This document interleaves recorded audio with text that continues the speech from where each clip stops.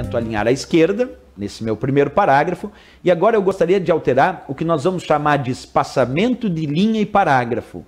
Por exemplo, cliquei e ele está com espaçamento simples, eu vou botar espaçamento 2, que é espaçamento duplo.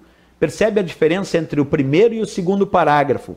O primeiro parágrafo está com alinhamento duplo e o segundo parágrafo está com alinhamento simples. Um eu botei 2, outro 1. Então nós podemos selecionar novamente esse parágrafo, clicar no botão espaçamento de linha e parágrafo e agora escolher o espaçamento simples.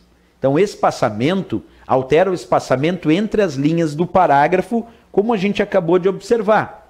Outra coisa, esse espaçamento, além de poder alterar o espaçamento entre linhas do ou dos parágrafos selecionados, o usuário também pode alterar o espaçamento que existe antes e depois de um parágrafo, aumentando o espaçamento que tem entre os próprios parágrafos. Isso também pode ser feito através desse botão, ok? Bem, próximo botão ainda falando sobre o nosso grupo parágrafo. Temos um botão aqui que te permite alterar a cor de fundo dos parágrafos. Ele se chama sombreamento.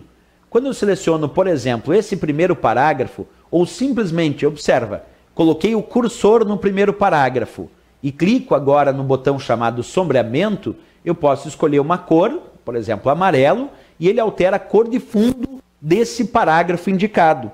Já que o meu cursor estava no primeiro parágrafo, quando eu cliquei no botão sombreamento, escolhi uma cor, ele alterou a cor de fundo do parágrafo onde se encontrava o cursor.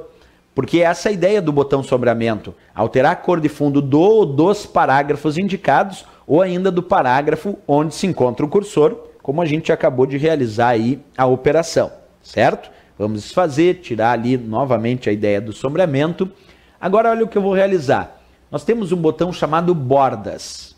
Esse botão bordas, a princípio, aplica bordas ao parágrafo onde se encontra. Vamos colocar o cursor agora no segundo parágrafo. Vamos clicar no botão bordas e escolher bordas externas. Percebe que ele aplicou bordas externas ao segundo parágrafo, que era onde se encontrava o cursor.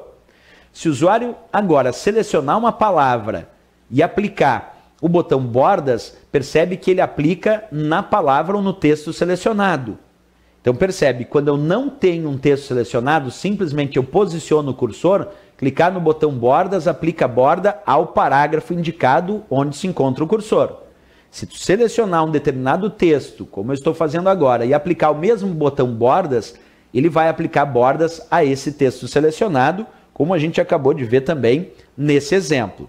Então o botão bordas tem que ter um certo cuidado, porque ele tem essa variação, né? Quando a gente fala do botão bordas, de fato ele apresenta uma variação entre o que ele realiza, que de fato, só um momentinho aqui para a gente observar, o que ele realiza, que é justamente essa aplicação de borda no texto ou no parágrafo indicado, isso pode ser realizado também. E outra operação interessante que a gente poderia destacar do botão bordas é essa capacidade que ele tem de ora ser de parágrafo e ora ser de texto. Porque se a gente imagina essa situação, ora o botão bordas, aplicar bordas ao parágrafo, ora aplicar bordas ao texto, isso pode realmente gerar algum problema para o usuário. Então a gente tem que cuidar muito dessa relação aí que a gente acaba encontrando no botão bordas.